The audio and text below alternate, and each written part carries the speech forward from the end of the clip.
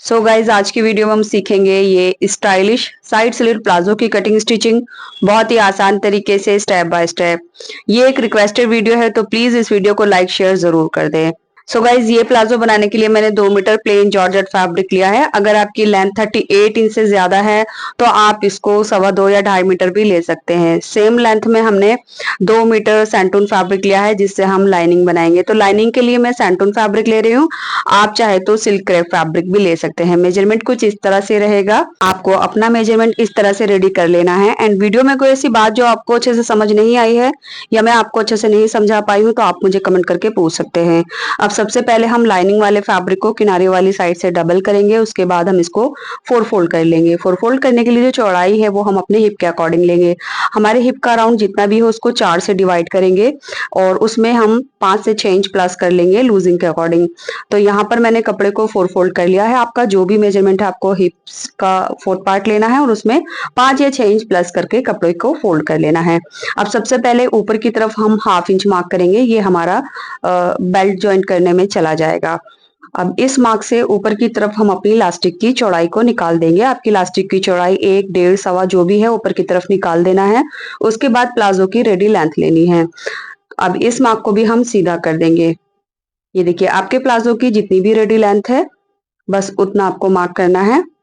उसके बाद ये हमारे प्लाजो की रेडी लेंथ रहेगी जो कि 37 इंच है।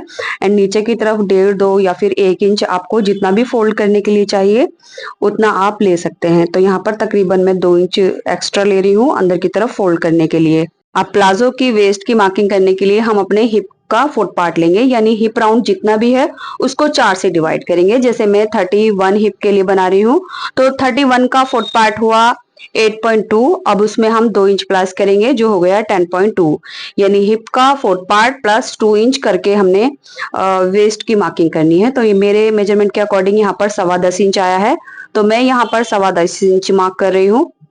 आपका जो भी है उसी के साइज के हिसाब से आपको यहाँ पर वेस्ट की जो विड्थ है वो मिल जाएगी। उसके बाद आगे की तरफ हम इसमें आधा से 1.25 इंच सिलाई के लिए मार्क करेंगे। ये हमारा क्रॉच स्टिच करने में चला जाएगा। इसके बाद यहाँ से जितना भी आया है उतना ही हमने यहाँ से इसकी लेंथ मार्क करनी है, यानी क्रॉच की जितनी भी लेंथ आएगी वो हमारे वेस्ट के अकॉर्डिंग आएगी। ये देखिए अब इस मार्क को हमने यहाँ पर सीधा कर देना है और ऊपर तक मिला देना है। तो ये जो एल शेप मार्किंग हुई है इसमें हमने अपने क्रॉच की गोलाई देनी है इस तरह से। ये देखिए ये हमारा क्रॉच मार्क हो चुका है। अब इसके बाद हमने इसकी मोरी मार्क करनी है, यानी आपको जितनी भी मोरी चाहिए यहाँ पर 1 इंच प्लस कर लेना है। तो मैं यहाँ पर 10 इंच की मोरी बना रही हूँ। आप अपने हिसाब से मोरी को आधा 1 इंच कम ज्यादा कर सकते हैं। ये देखिए मैं 10 इंच पर मोरी की फिटिंग लगाऊंगी और 1 इंच मैंने एक्स्ट्रा लिया है मार्जिन के लिए।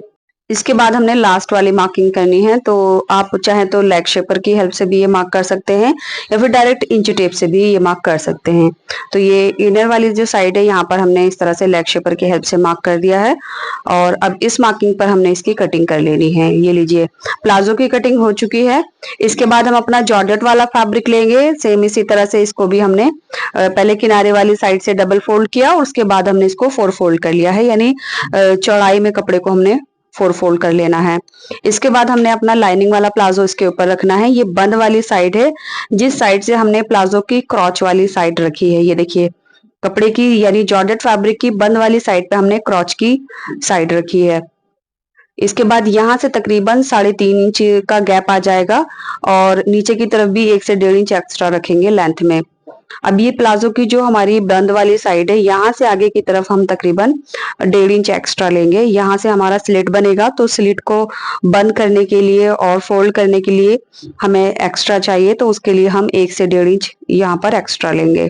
अब इस मार्क को हमने नीचे तक सीधा कर देना है। ये मार्क डायरेक्ट आप इंची टेप से भी सीधा कर सकते हैं या फिर स्केल की हेल्प से भी इस मार्क को सीधा कर सकते हैं। तो ये साइड का हमारा मार्क हो चुका है।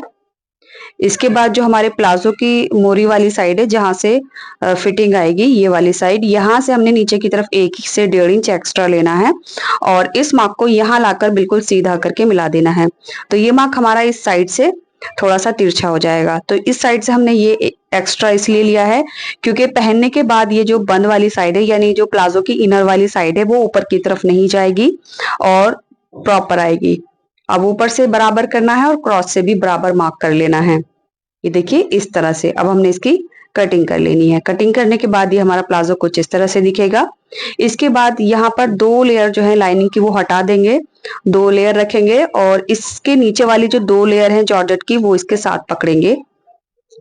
अब यहाँ पर हमने मार्क करना है, तो फ्रंट वाला जो क्रॉच है वो हमारा 1 से 1.5 इंच डाउन रहेगा, तो मैं यहाँ पर 1.5 इंच नीचे की तरफ मार्क कर रही हूँ और ये जो सेंटर है यहाँ से हमने इसको तिरछा करके मिला देना है। ये हमारे फ्रंट वाले क्रॉच रहेंगे जॉर्जेट के और लाइनिंग के, जो कि एक साथ कट होंगे। कट करने के लिए ध्यान रहे 2 ऊपर वाले जो हमने लाइनिंग जिस पर हमने मार्क किया है वो पकड़ेंगे और इसके जस्ट नीचे वाले जॉर्जेट के जो 2 पीस है वो पकड़ेंगे। नीचे की 2 लेयर हटा देंगे जॉर्जेट की, तो ये कुछ इस तरह से पकड़ते हुए हमने कट कर लेना है।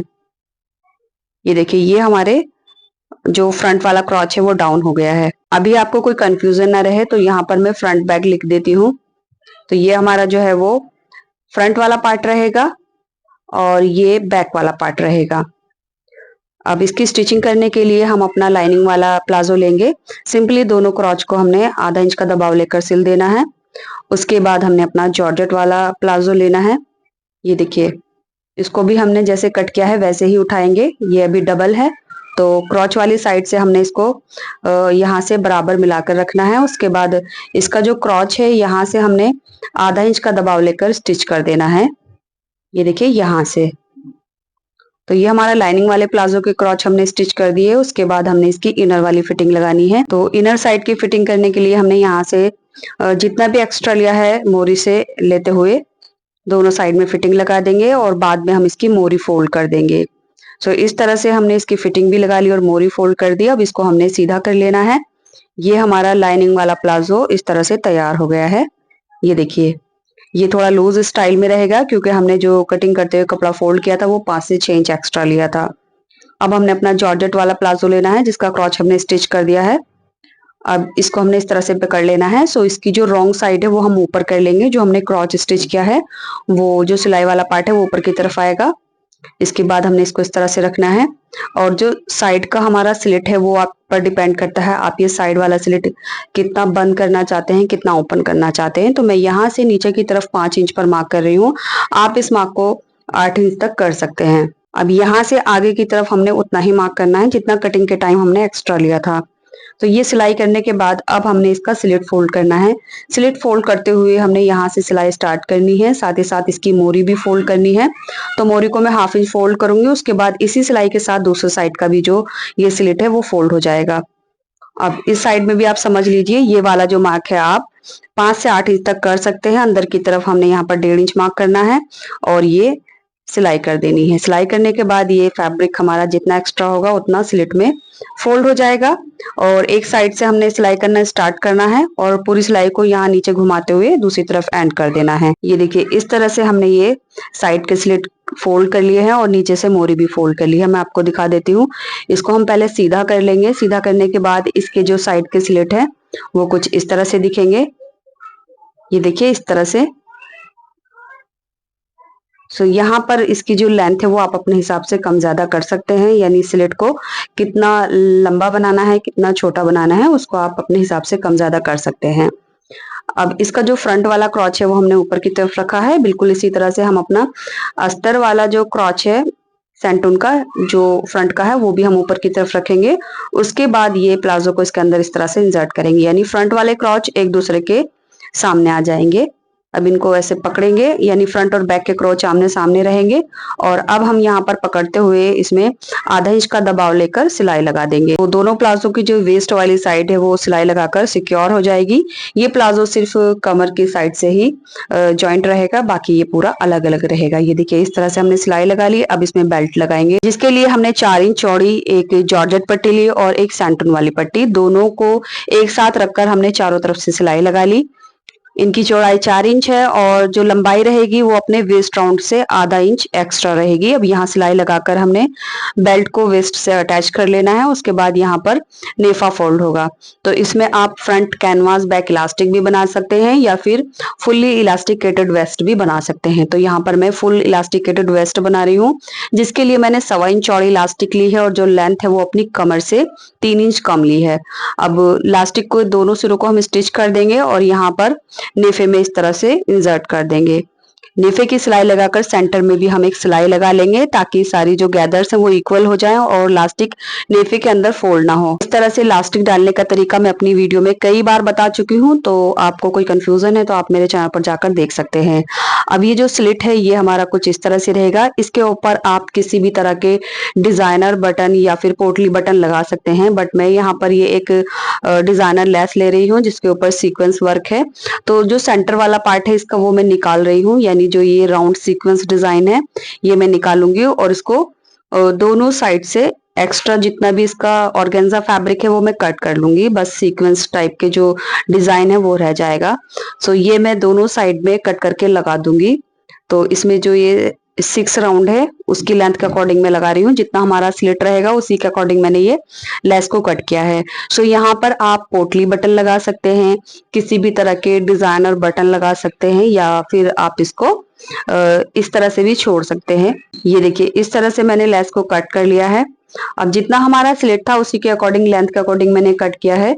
इसको या तो मैं सिलाई के साथ अटैच कर लूंगी, या फिर मैं इसको ग्लू कर लूंगी, या फिर हैंड स्टिच कर लूंगी। सिंपली जो हमारा स्लिट है वो इलास्टिक के नीचे से स्टार्ट करेंगे और जहां तक स्लिट है सिर्फ जॉर्जेट वाले फैब्रिक के ऊपर हमने इसको स्टिच कर लेना है। तो गाइज रिक्वेस्टेड जो पिक थी यानी वीडियो थी उसमें पोटली बटन विद लूप्स था, बट मेरे क्लाइंट्स को वो नहीं चाहिए था, तो मैंने यहाँ पर ये लेस लगा दी है।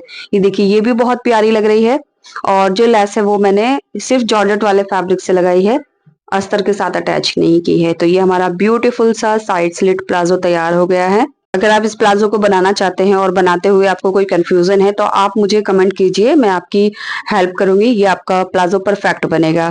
तो पहनने के बाद जो फाइनल लुक था वो कुछ इस तरह से है। ये देखिए बहुत ही प्यारा सा ये प्लाजो है। इस प्लाजो के साथ आप क्रॉप टॉप या इस तरह की शॉर्ट कुर्ती वेयर कर सकते हैं।